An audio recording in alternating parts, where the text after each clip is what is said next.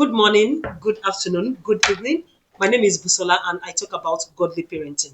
And talking about godly parenting, I'll be talking about God's grace in imperfect parenting. And as parents, we try to do everything right. We try to be perfect. We want to raise the kids in a way that is so perfect, sparkling, without blemish. Let's picture this together. You are back from work, it's past 11 p.m. One of the children is still writing an assignment they're supposed to have written since afternoon. You've yelled several times today, and you promise yourself never to yell at your children. And you just can't fathom it. How come I'm such a terrible parent? How come I can't just get this right? I don't want to yell again. My brother, my sister, you are just human. You are not a monster.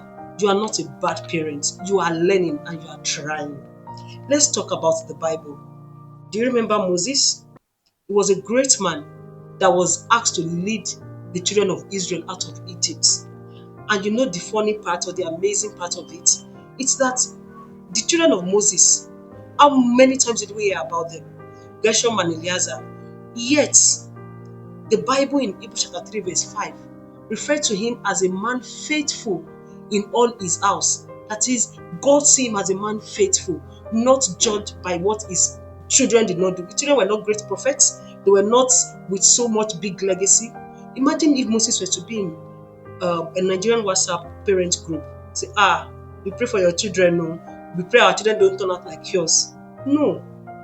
And even in the book of Psalms 103 verse 13 to 14, God knows that we are dust and He has compassion upon us. He said, even as a father has compassion on his children, God is our father.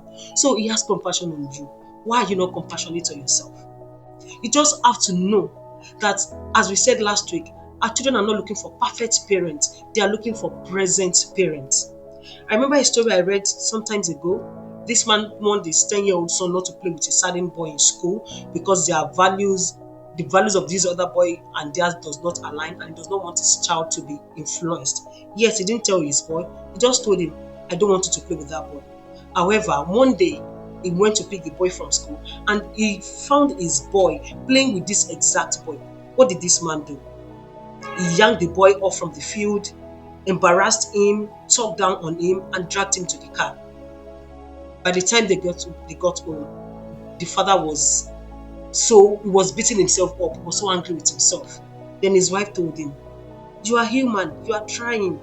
Instead of telling this boy just not to play with this other boy, why not tell him why? So he went to the boy's room and asked him, I told you not to play with this person. Why do you keep doing it? And he said, nobody wants to be my friend in school. Only this boy offered to play with me. And then the father realized that it's not because this boy deliberately wants to disobey him. It was for a reason he kept playing with this boy. And way that we are raising Gen Alphas and Gen Betas and Gen Zs, we cannot raise them exactly as we were raised. It will have been a taboo for me or for you to ask your parents, Mommy, why?